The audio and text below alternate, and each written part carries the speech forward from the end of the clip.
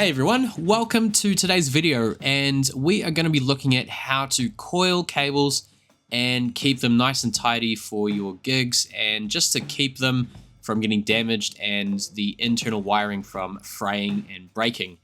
Now, when I was learning how to coil cables in high school, we called them French coiling. Now, I don't know if the French have anything to do with it. That's just what the teacher told me it was called.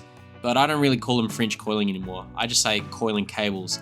And you want to be able to do this to stop your cables from looking like a big heaping pile of spaghetti.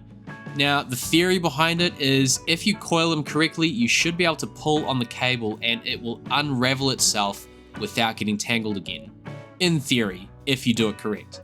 So, a couple examples. We're going to start with the XLR end facing away from you. And grab a length of the cable with the fist over the top. You're going to turn it or slightly twist the cable inwards to get the kink out of the cable and create a loop. Now you'll notice that the length of the cable is sitting on the outside of the loop that I just created.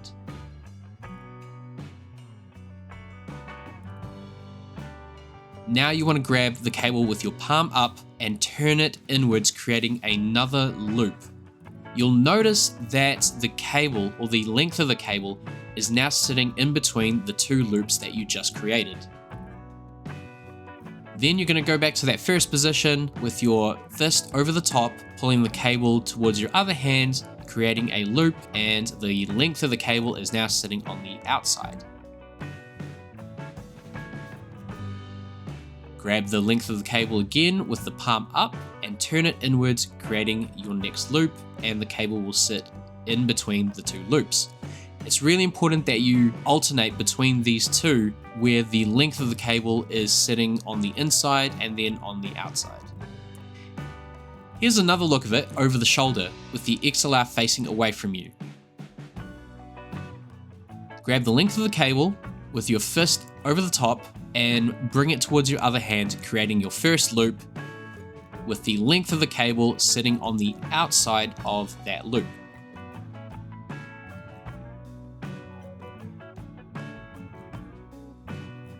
Now with your palm up, turn the cable inwards, creating your next loop, and you'll see that the length of the cable is in between the two loops. Also, the length of the cable is going to be closest to your chest.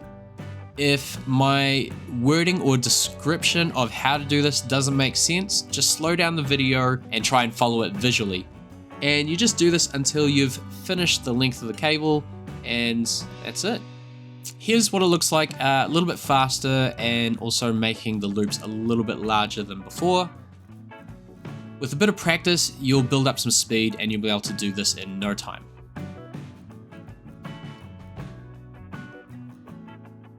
Okay, here's another example. This is actually my preferred way. You start with the XLR facing towards you with your fist over the top, and then you gently twist the cable, creating your first loop and bringing your hands together.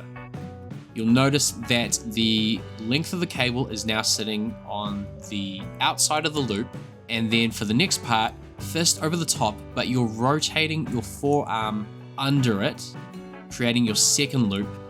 And you can see now that the length of the cable is now sitting in between those two loops.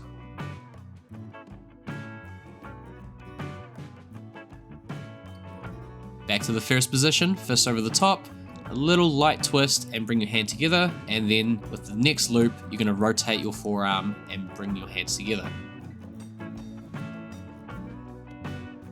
Here it is with the over the shoulder view, starting with the XLR facing towards your chest, fist over the top with a gentle twist, creating a loop and bring your hand together. You'll see that the length of the cable is sitting on the outside, and the length of the cable is also furthest away from you.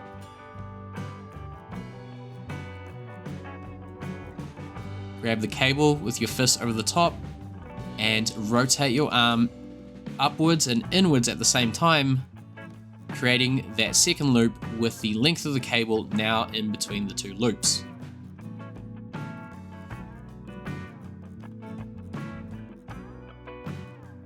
Back to the first one, and then the second.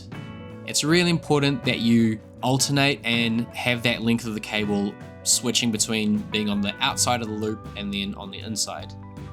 And here's how it looks a little bit faster with a slightly bigger loop that I'm creating. And there it is.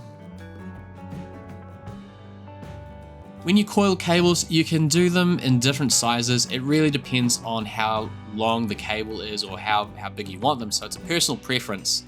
One of the most important things that I think everyone needs to do when coiling cables and looking after them is you need to invest in getting some rubber bands or cable wraps to keep them together nice and tidy. Most cables that you purchase, they usually come with like some kind of cable wrap with them, but if not, you could theoretically tie a very loose knot, and I know there's a lot of musicians and sound engineers tearing their hair out as I say this, but look, if you've got nothing to work with and you just need to keep the cable together, this is one way to do it. It is not the best, and I do not recommend this at all, but I am also very guilty of doing this myself in the past. It did keep my cables together for a while, but what you really don't want to do is pull on the cable and create a tight knot like I've just demonstrated in this video. Please do not do this. You will destroy the internal wiring of the cable every time that you do this. You are putting stress on the cable, you are pulling it. It's not good for the cable, so don't do it. I would only recommend tying a very loose knot in this cable until you go out and buy a pack of cable wraps for yourself. Now, you can purchase a bunch of them very cheaply from AliExpress or Amazon, and everyone needs to do this. And the cool thing about buying them online is you can probably buy whatever color you want so that you know they are your cables. So I went online and I bought 2 different kinds of cables. I like to use the blue ones. That's how I identify my cables amongst all the other band members. These other ones I prefer. Now, I remember buying these for, I think it was like only like $2, maybe less than that. And I got like a pack of 20 of them, and I only had to pay for the shipping, which was also ridiculously cheap. And what I love about these ones is I can wrap them around the cable and leave them on there permanently, or at least until they break, and then I just replace them. And once I'm finished coiling my cables, creating my loops, I just bunch them together with this cable wrap. Here's what it looks like when I've attached it to one of my cables, and it works really well. The Velcro on it is pretty sturdy. I mean, it's not the strongest Velcro ever. It's just enough to hold my cable together and keep it tidy. Now, if you want to take things a step further in terms of cable management, looking after them, this is what I like to do. I went to my local hardware store and I purchased a large cable wrap. Now, you probably could pick these up from Amazon or AliExpress. It doesn't have to be a hardware store, but I wanted a nice heavy duty one. So what I like to do is group my cables together in either groups of 4 or 5, and each of the cables will have their own individual cable wrap to keep them nice and tidy and stop them from getting tangled. But then I like to group them all together using the large cable wrap, and you can hang these from the wall or grab them out of the cable box and you are good to go. So that's all for today, guys. Hope that was helpful. If you got any questions, let me know. If I was too fast in explaining how to coil the cables, just rewind the video and play it a little bit slower if you have to. And yeah, let me know what you think in the comments.